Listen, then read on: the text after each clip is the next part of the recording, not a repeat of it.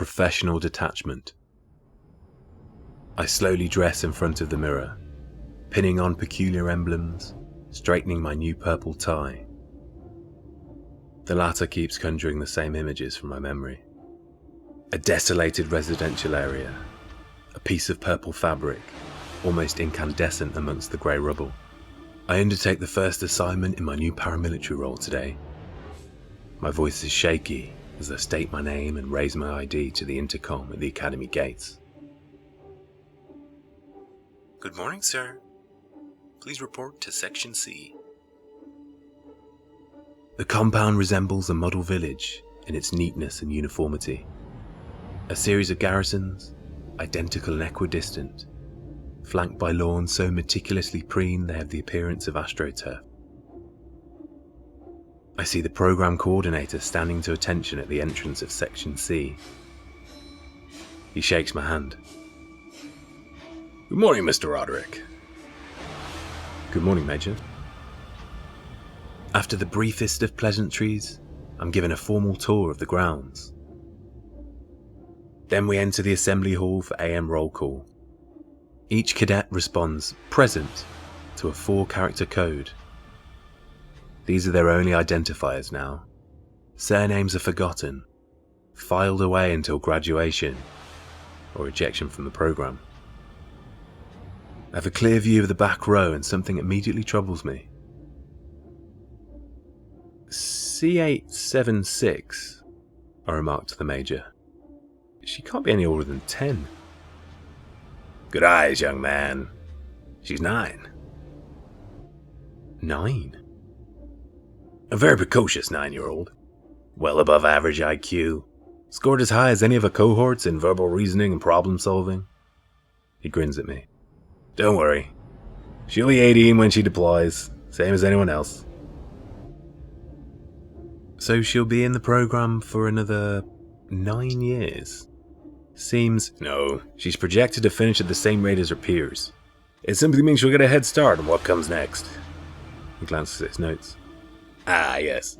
By 18, C876 should have a first-rate understanding of drone warfare. Oh. And why not? Combat doesn't discriminate. Does the drone care that it's being piloted by an individual old enough to legally rent a car? Or just one old enough to lose her life on the front line? Surely the latter is all that matters. I guess.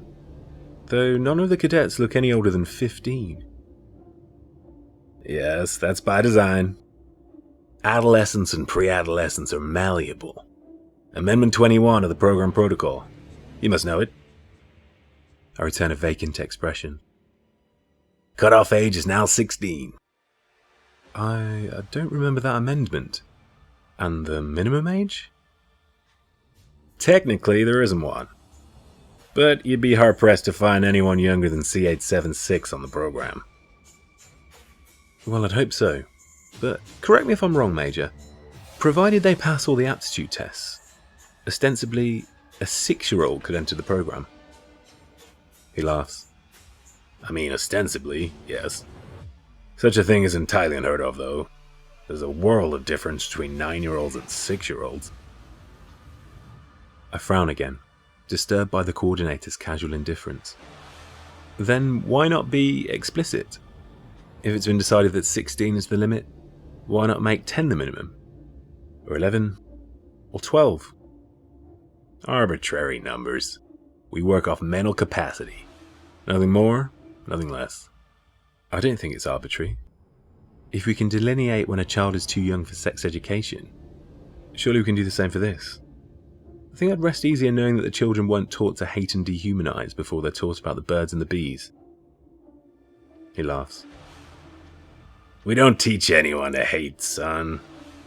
They simply learn professional detachment. They have a job to do. Targets to neutralize, objectives to complete. Yes. Territory to secure, people to kill. Language, the Major says sternly. You know we never use those words, and certainly never in the same sentence. Yes, God forbid the cadets ever cotton on to the fact that people will die because of the decisions they make. I understand why you were chosen now, the Major says coldly. You're very different to the other auditors I've dealt with. Excuse me? This is war, Mr. Roderick. Gone are the days where people like you could step in and give faces and names to the necessary collateral incurred. Next you'll be saying our enemies are just like us. Obviously not. I'm not undermining the principles of your program, Major. I'm simply questioning one potentially unethical protocol. Unethical? If you agree that the principles are sound, why would it matter what age the cadets are when they learn them? Fine. C876. She's back in the classroom this afternoon? Yes. You can oversee her lesson if you like. I nod, noticing a definite air of tension between the Major and I after this. He continues to escort me around the barracks, however, and I make notes where necessary. The living arrangements are all up to code, spacious and well kept, with twice the number of required shower cubicles and toilets. The recreation areas are impressive. Beside the library is an expansive video game section, with VR headsets and an array of replica weaponry. Ingenious, isn't it? The Major says with a grin. You make a fun enough game of it, and the cadets don't even realize that their downtime is a continuation of training. Yes, very clever, I say, picking up a game controller. First-person shooter or firearms training? Hard to tell. It's both. Things have certainly changed since I was a recruit. Seems a waste to put you through the same program, the Major smirks, when the only thing you'll need to wield is a pen.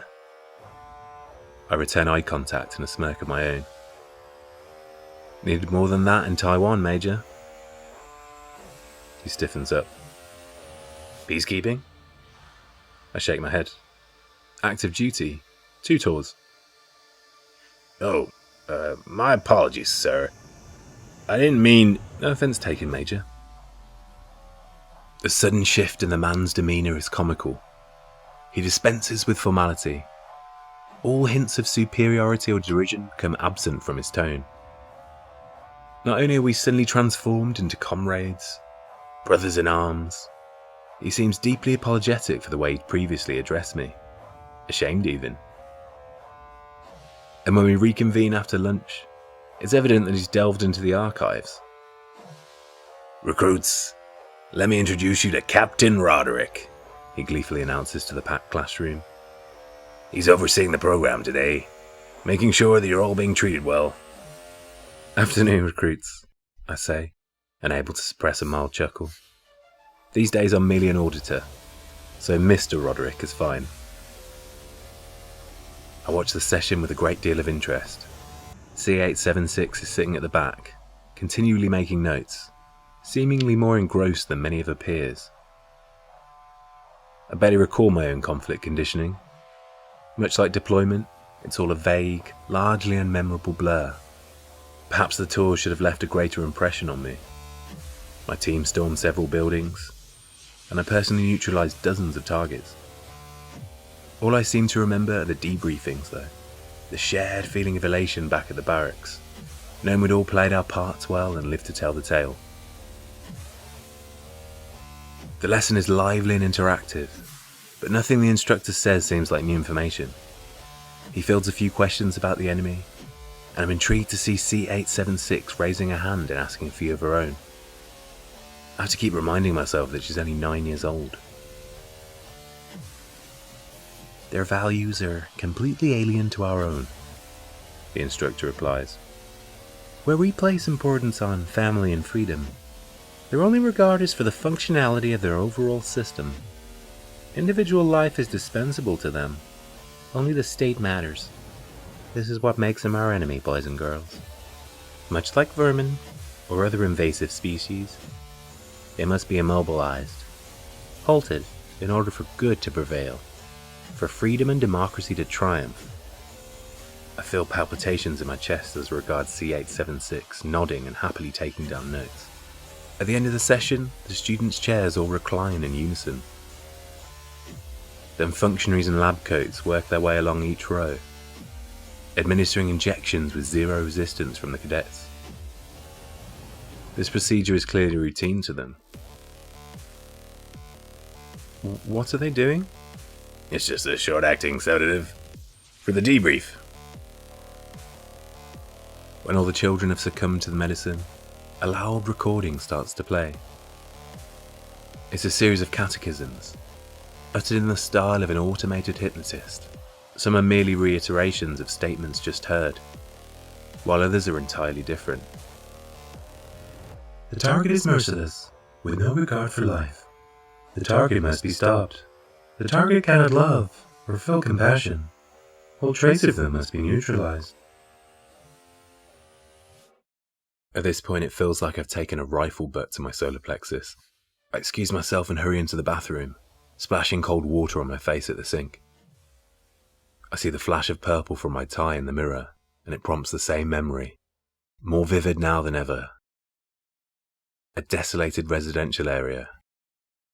A baby's purple blanket, almost incandescent amongst the grey rubble. Within seconds I'm heaving, then vomiting into the sink.